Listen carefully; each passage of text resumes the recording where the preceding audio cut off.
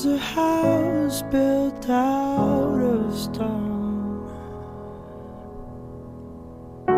Wooden floors, walls and windows. Nos apegamos con facilidad a las cosas, algunas personas más que otras, pero sí es cierto que en mayor o menor medida los cambios nos asustan, nos generan nervios, miedo, a veces inseguridad e incluso sufrimiento.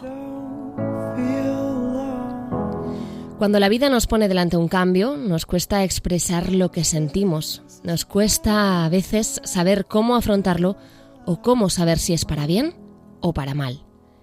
Pero, ¿sabéis qué? Los cambios son necesarios.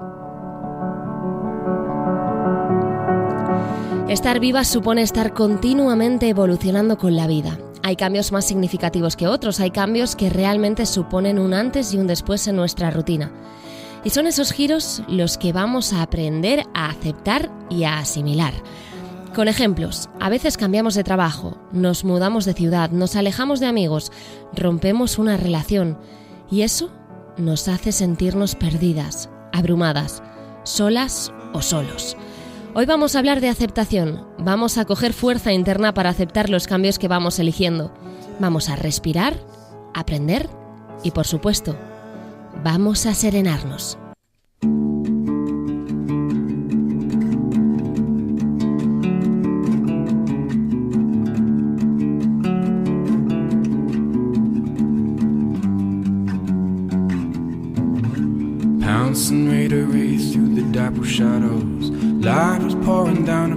María José, ¿cómo estás? Qué bien poder hablar de nuevo contigo, ¿eh?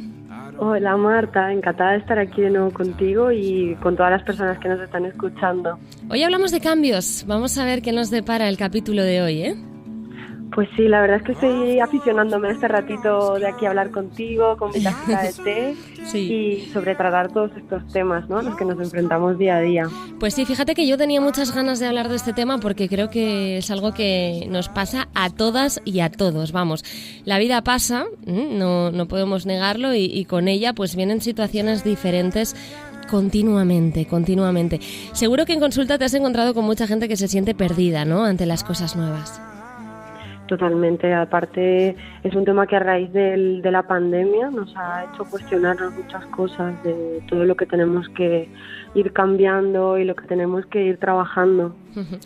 ¿Cómo podemos aprender a gestionar esos cambios inevitables?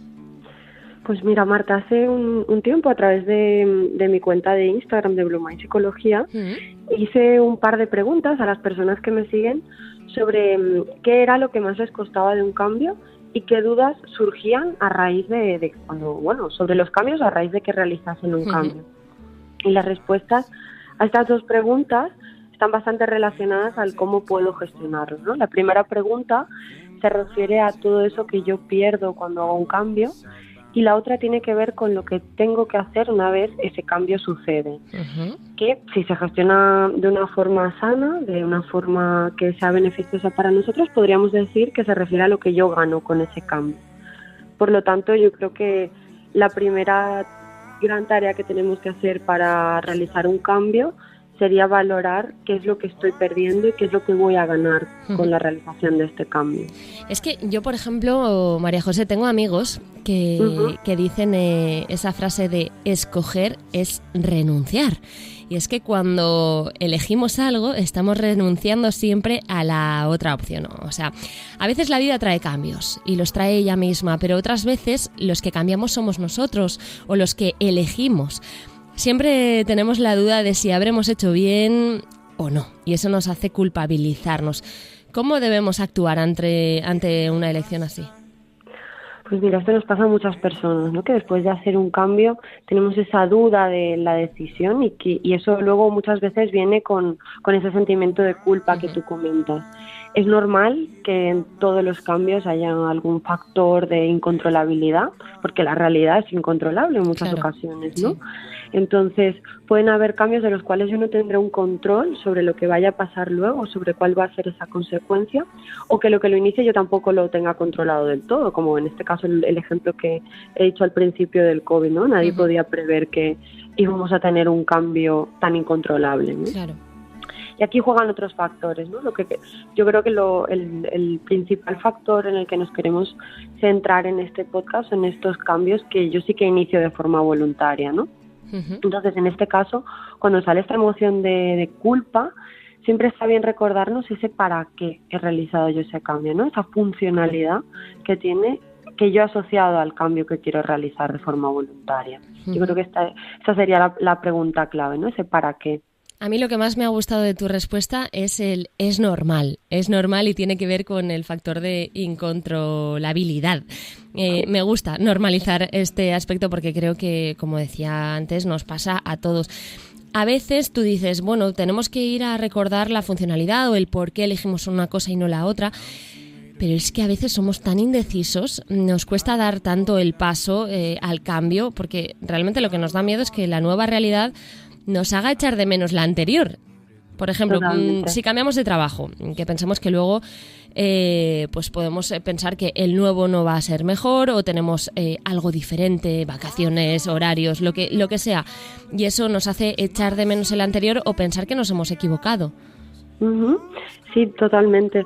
Yo te diría que existen 3 factores principales que son los que nos pueden dificultar a la hora de tomar una decisión o de realizar un cambio, nos pueden generar un bloqueo, ¿no? El primero sería, y para mí es uno de los principales, es ese cierre que yo tengo que hacer o ese duelo que tengo que hacer a la situación anterior. Uh-huh. Si yo no soy capaz de cerrar lo que dejo atrás, me va a impedir mucho aceptar lo que va a venir, ¿no? Y ahí es donde viene esa parte que tú dices de estar constantemente como recordando lo que había en la situación anterior. Luego sería el tener claro que si tengo un exceso de control, no voy a ser capaz de gestionar emociones incómodas que surjan, ¿no? Uh-huh. Entonces puede hacer eso que incluso yo rechace el cambio. Así que esta sería otra parte a la que tenemos que tener en cuenta como un factor que puede bloquearnos, ¿no? Ese exceso de control que quiero mantener sobre la nueva situación. Y lo último sería el exceso de pensamiento, ¿no? Estos pensamientos repetitivos pueden bloquearme a la hora de llevar una acción que me lleve al cambio. Y eso es muy conocido en psicología como la parálisis por análisis. Uh-huh. La parálisis por análisis es que pensamos tanto que nos quedamos ahí en bucle, ¿no? Exacto, estamos paralizados por analizar tanto una situación. Uh-huh. Y esto yo me lo dejaría como para otro capítulo. Esto sí que me lo dejaría seguro para otro capítulo próximo. Uh-huh. Y aquí, bueno, yo creo que la pregunta clave sería el hacernos cuál de estos factores es el que me está impidiendo mi cambiar. Uh-huh. Si es porque no estoy siendo capaz de cerrar la situación anterior, si es porque estoy controlando excesivamente ambas situaciones o por si le estoy generando demasiado pensamiento y por lo tanto una inacción al cambio. Uh-huh.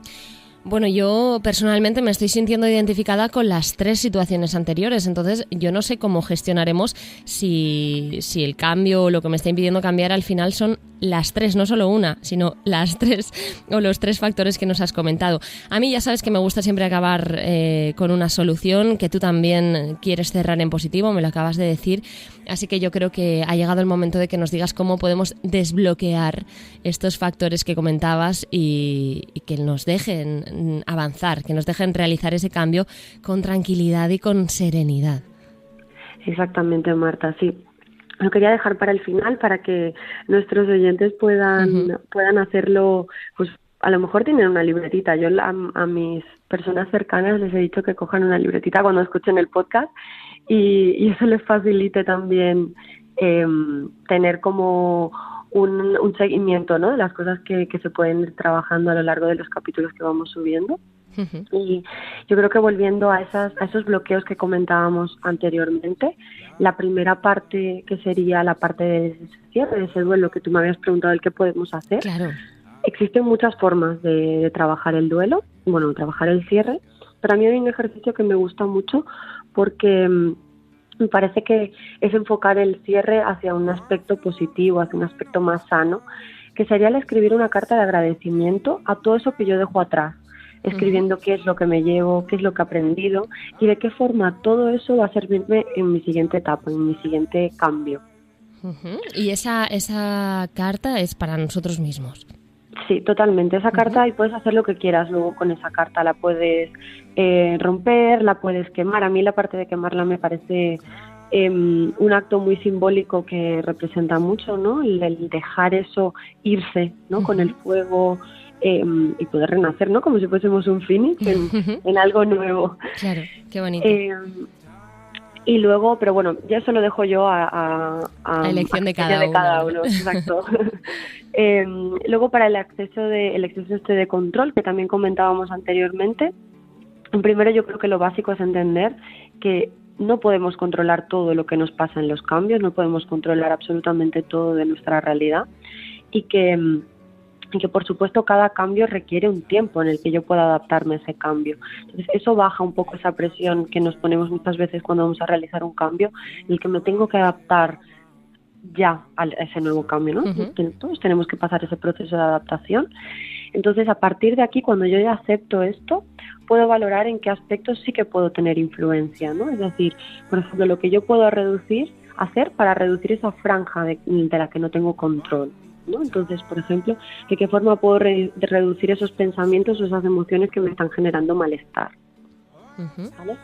Y ya por último, para trabajar ese exceso de pensamiento y para evitar esa parálisis para análisis que estábamos comentando, yo plantearía pequeños cambios semanales, por ejemplo, que me vayan facilitando esa adaptación a ese nuevo cambio. Me los puedo escribir en mi libretita, esos cambios, esos pequeños pasitos que yo quiero ir dando semana a semana, que me vayan facilitando esa adaptación, ¿no? Y por supuesto, ir despenalizando estos fallos que podemos ir cometiendo, ¿no? Para que dejemos de machacarnos si nos equivocamos en el cambio, ¿no? El hacer estos pequeños pasitos nos facilitan todo eso, ¿no? Y que yo pueda, por un lado, irme adaptando al cambio, y por otro lado, el que yo pueda ir incorporando la posibilidad de los fallos, porque esos fallos pueden ser una oportunidad muy, muy importante de aprendizaje.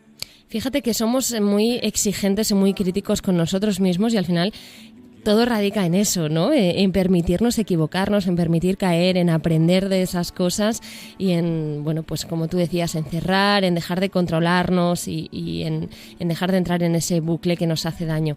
No sé yo si será fácil, María José, seguir estos pasos, pero contigo todo lo parece, ¿eh? Así que, bueno, vamos a adelantar ya que en el próximo capítulo, en el siguiente capítulo que vamos a tener, vamos a hablar precisamente sobre esto último que comentabas, sobre los pensamientos repetitivos, sobre esos pensamientos negativos, ese bucle en el que entramos y en el que a veces nos cuesta, bueno, pues ver la salida, ¿no? Sí, totalmente. Yo creo que se merece un capítulo completo. Fíjate que de este capítulo ya han salido ideas para unos cuantos nuevos, ¿eh? O sea que tenemos todos podcast apuntados para el rato. Sí, sí. María José, muchísimas gracias. Un placer como siempre, y como te digo, es que todo parece fácil contigo, así que nosotros cogemos la libretita, apuntamos y aprendemos contigo. Gracias. Gracias a ti, Marta, y a todas las personas que nos están escuchando.